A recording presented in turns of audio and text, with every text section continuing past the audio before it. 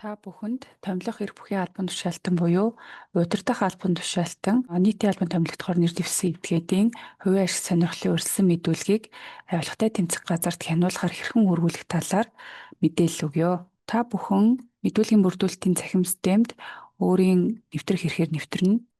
Удирдах албан тушаалтан маань систем нэвтрсэний дараа өөрийн эрхээ тохируулна. УАТ-ны эрх буюу удирдах албан тушаалтны эрхээ тохируулна. Өрсөлдсөн мэдүүлэг хянуулахаар нэр дэвшиж байгаа албан тушаалтнуудын жагсаалт харагдана. Үүнээс хасуу мибат баталгаажуулсан төлөвтэй урьдчилан мэдээллийг сонгоод хасуум хянуулахаар илгээх товчийг дарна. Үүний дараа нэг удаагийн нууц зүгээр баталгаажуулан илгээх товчийг дарна. Анх удаа илгээх гэж байгаа бол Google баталгаажуулагчийг утсан дээрээ тохируулах хэрэгтэй байгаа. Тэгэхээр дахин тохируулах гэдгийг дараад утсан дээрээ суулгана. Шинжлэх товчийг дарна.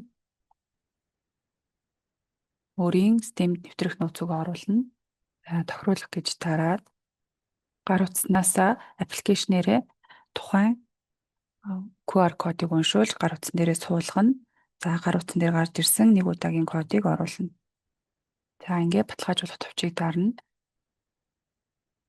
Ингээд таны Google баталгаажуулагч баталгаажлаа гэсэн үг.